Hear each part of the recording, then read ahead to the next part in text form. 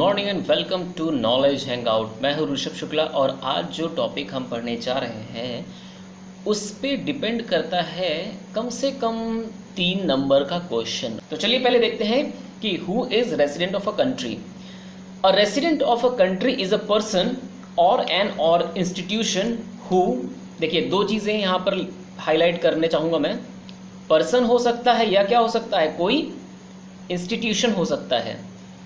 Who ordinarily resides, मतलब हम minimum की बात करते हैं ना, कम से कम मैं नागरिक इसको मान सकता हूं, तो कम से कम वो कैसा होना चाहिए, एटलीस्ट ऑर्डिनरी तौर पे रह रहा हो।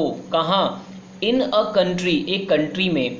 एंड हुज इकोनॉमिक इंटरेस्ट, कैसा, economic interest also lies in that country.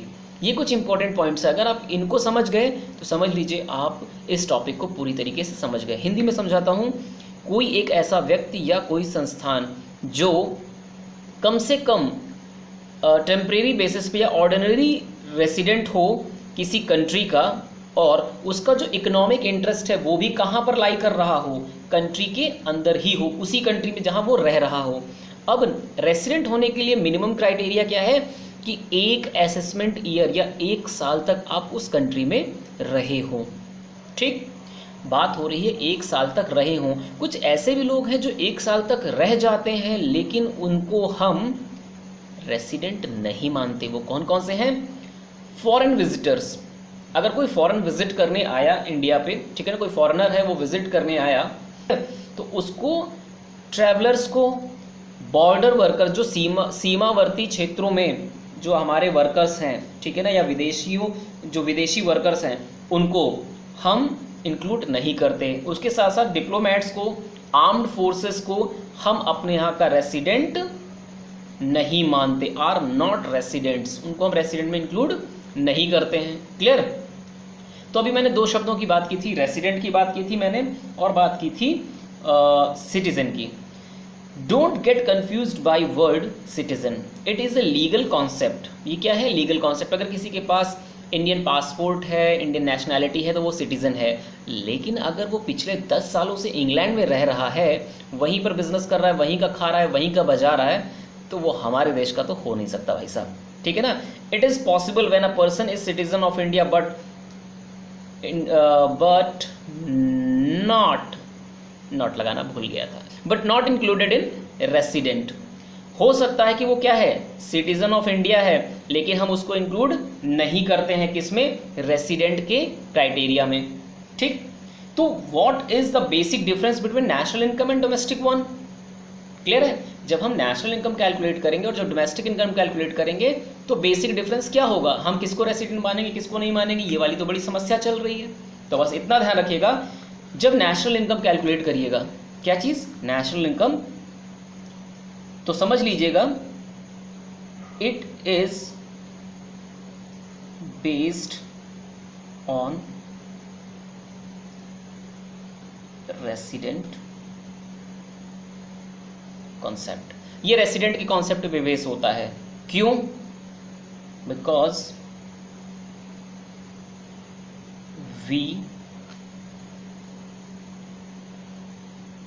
include income by all the residents of country। हम सभी रेसिडेंट्स की जो इनकम है उसको इंक्लूड करते हैं, whether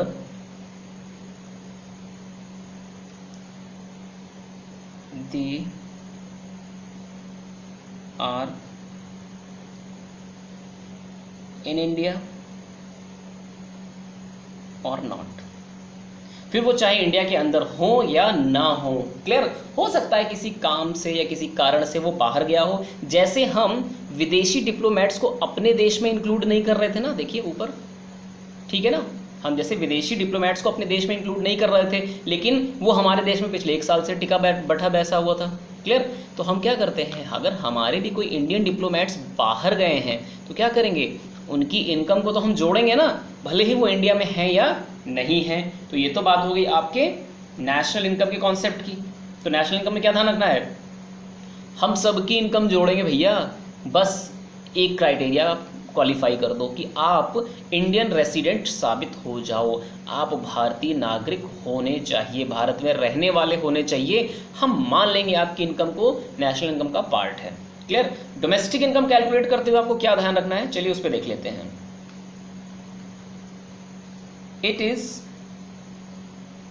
based on territory concept. ये किस पर बेस्ड है, टेरिटरी कॉन्सेप्ट पर बेस्ड है। कैसे, वी इंक्लूड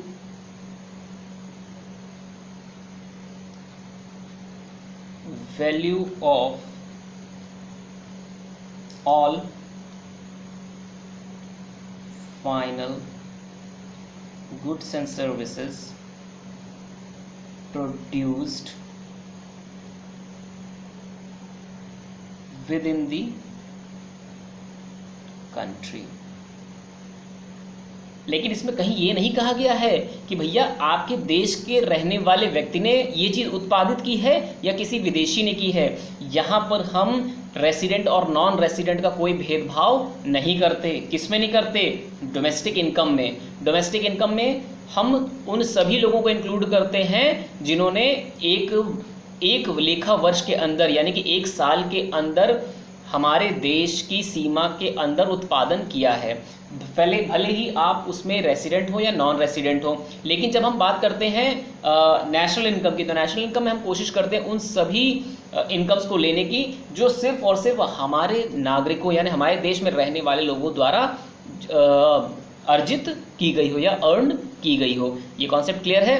नेशनल इनकम में रेसिडेंट कॉन्सेप्ट चलेगा, डोमेस्टिक इनकम में टेरिटरी कॉन्सेप्ट चलेगा। नेशनल इनकम में हमको टेरिटरी से कोई मतलब नहीं है। हो सकता है कि रेसिडेंट इंडिया में ना रहता हो, क्लियर, और हो सकता है कि वो व्यक्ति इंडिया में हो लेकिन फॉरेन एम्बेसी में काम कर रहा हो। और आपने डोमेस्टिक टेरिटरी में पढ़ा था कि फॉरेन एम्बेसी इंडिया का पार्ट नहीं होती, ठीक है। तो अब वो व्यक्ति चाहे अमेरिका में रहे तो भी हमारी टेरिटरी से बाहर है, या फॉरेन एम्बेसी में हो जो कि इंडिया में स्टैब्लिश है तो भी हमारी टेरिटरी से बाहर है। In both the cases we only have to look on the concept that he should be resident of India, clear. Whereas in domestic income we have to be very particular about the territory concept। अगर वो व्यक्ति Indian है लेकिन वो foreign embassy में काम कर रहा है तो उसकी इनकम को हम डोमेस्टिक इनकम में कैलकुलेट नहीं करेंगे, क्योंकि हमने पिछले वीडियो में पढ़ाया था कि देश की सीमा के अंदर 3 चीज़ों को हम इंक्लूड नहीं करते। कौन कौन सी चीज़ें हैं, international organisation, foreign army base और फॉरेन एम्बेसीज, क्लियर। तो मैंने अभी एक वर्ड का नाम लिया, एक शब्द मैंने बोला इंटरनेशनल ऑर्गेनाइजेशन, मैंने कल भी चर्चा की थी इस बात पर। तो what about international organisation like IMF, UNO, WHO et cetera. तो इनके बारे में मैं कुछ लिखना चाहूँगा with reference to national income and domestic income, ठीक है। तो बहुत ध्यान से देखिएगा। While calculating the domestic income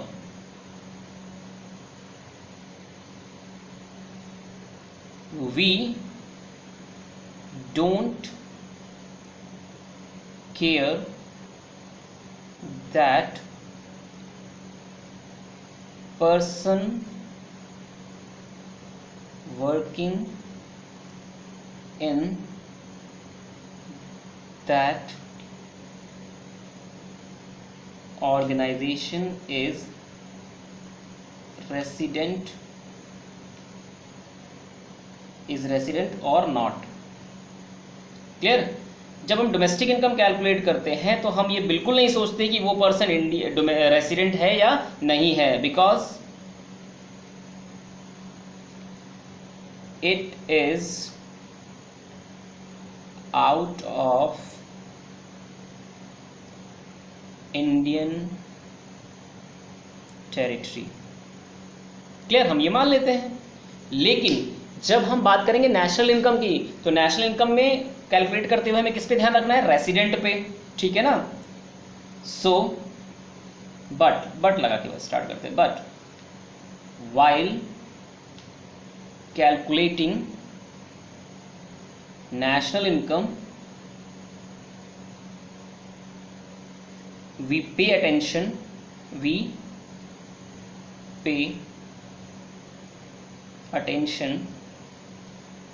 if what if worker is resident और नॉट। हम अटेंशन पे करते हैं किस चीज़ पे कि वो रेसिडेंट है या नहीं है, और अगर वो रेसिडेंट होता है, अगर वो रेसिडेंट निकल आता है तो क्या है, उसकी इनकम को हम इंक्लूड करेंगे और ये मान लेंगे कि विदेश में रहने वाला कोई हमारा अपना व्यक्ति, हमारा भाई बंधु पैसा कमा रहा है। ये चीज़ें क्लियर हो रही है ना? चलिए ठीक है। So what is national product. अब एक बहुत बड़ा क्वेश्चन अराइज होता है कि नेशनल प्रोडक्ट क्या है। चलिए इस कॉन्सेप्ट को भी समझेंगे, लेकिन उसके साथ साथ आपको इन सारी चीज़ों पर ध्यान देते रहना है और किसी भी एक पॉइंट को आप नहीं छोड़ सकते। क्लियर? तो नेशनल प्रोडक्ट को मैं सिर्फ एक फॉर्मूले के बेस पे बताना चाहूँगा। क्लियर? तो मैं नेशनल प्रोडक्ट को एनपी लिख लेता हूँ। National product is equal to domestic product plus net factor income from abroad. अब अगर क्वेश्चन ये नेशनल प्रोडक्ट ना होकर नेशनल इनकम होता तो क्या करते आप? National income. तो आपको कुछ खास नहीं करना था, आपको बस इतना करना था, ये जो डोमेस्टिक प्रोडक्ट लिखा था ना, यहां आपको लिखना होता domestic income plus net factor income from abroad. Clear? तो अब जब बात चली है तो थोड़ी दूर तक जाएगी। अब चलिए समझते हैं कि क्या होता है net factor income from abroad.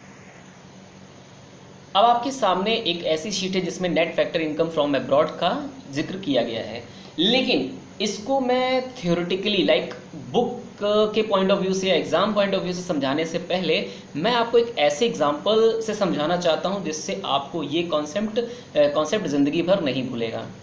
कैसे? समझिए। मान लीजिए कि आपका बर्थडे था, सेम डे पर आपके फ्रेंड का भी बर्थडे था। क्लियर? तो आपकी मम्मी ने एक 500 रुपये का नोट डाला लिफाफे में और भैया दे दिया। सामने वाली आंटी ने 200 रुपये डाले लिफाफे में और दे दिया। तो मैं अगर अब आपसे पूछूं कि एक्चुअली आपके बर्थडे के दिन आपको कितने पैसे मिले, बताइए। भैया आपको कोई पैसा नहीं मिला है, आपकी जेब से चला गया है। कॉन्सेप्ट समझो, इकोनॉमिक्स के स्टूडेंट बनो। ठीक है? क्लियर? आपने 500 रुपये दिए, बदले में 200 रुपये मिला। तो मैं कहूं कि आपको कितने रुपए मिले, तो आप कहेंगे माइनस का 300 मिला मुझे। क्यों? क्योंकि जितना आपने दिया है उससे कम आपको मिला है। ये तो एक कॉन्सेप्ट था कि जब आपकी जेब से 300 रुपये चले गए। अब मान लीजिए कि आपने वही 500 का नोट पैक किया था, लेकिन अगले साल आंटी जी बड़ी दिलदार निकली, उनको लगा कि अरे बेटे ने 500 रुपये मिला था, कुछ करना पड़ेगा। अगले साल उन्होंने भैया 2000 का नोट लिफाफे में डाला और दे दिया। तो इस साल आपकी इनकम कितनी हुई है? इस साल आपकी इनकम हुई है 1500 रुपये, क्योंकि 500 रुपये दे के भाई गुरु आपने 2000 का नोट कमाया है। क्लियर? हालांकि मैं गिफ्ट को इस सेंस में ले रहा हूँ, ये मुझे करना नहीं चाहिए, गिफ्ट की कोई वैल्यू नहीं होती है, बट समझाने के लिए मुझे ऐसा करना पड़ रहा है। क्लियर है? तो अब आप समझ रहे हैं ना मैं क्या कहना चाहता था। तो वैसे ही होता है net factor income from abroad. Net factor income from abroad का कॉन्सेप्ट समझते हैं। Net factor income from abroad is the difference between income earned from abroad, जो विदेश से हमने कमाई, किसके द्वारा? By resident of a country, जो हमारे देश के रेसिडेंट लोगों ने विदेशियों की सेवा करके या विदेशियों को जो प्रोडक्ट बेच के पैसा कमाया वो, और income paid to the non resident in the domestic territory, और हमारे देश में रह के कुछ विदेशियों ने भी तो पैसा कमाया हुआ ना भैया। अगर हमारे देश के लोग विदेश की धरती पे जाके पैसा कमा रहे हैं तो हमारे देश की धरती पे तो कुछ विदेशी लोग पैसा कमा रहे होंगे। दोनों के बीच का डिफरेंस निकाल लीजिए, आपको क्या मिल जाएगा? Net factor income from abroad, यानी कि कितना पैसा आपको मिला।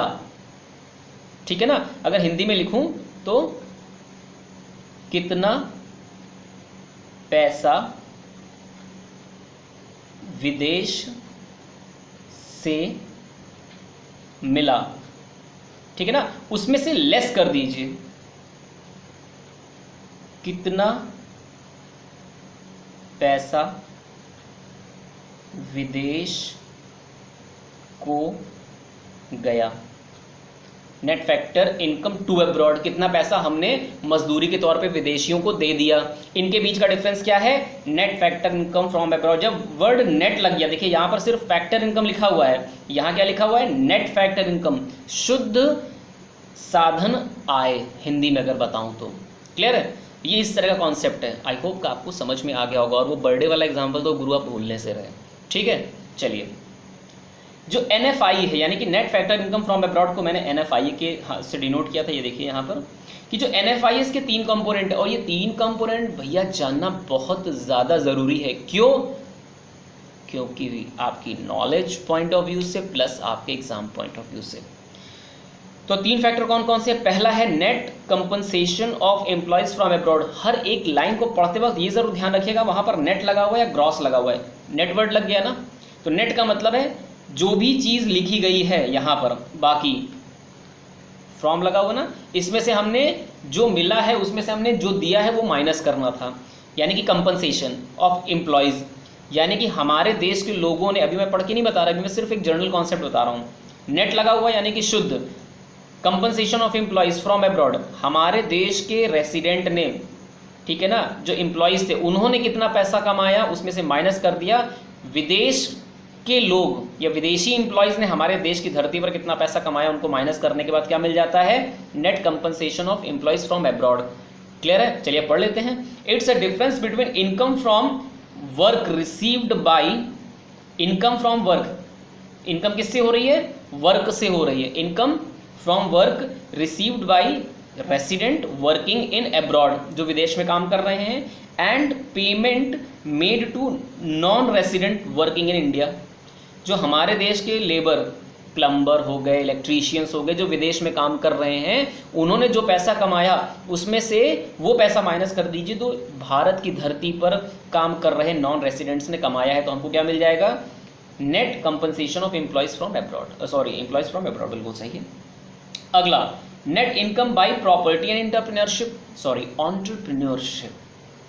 बड़ा दिक्कत होती है मुझे, बड़ी दिक्कत होती है जब प्रोनाउंसिएशन पर आके अटकता हूँ। लाइक आई एम इंडियन, मैं हिंदुस्तानी हूँ, ठीक है, तो हो जाता है।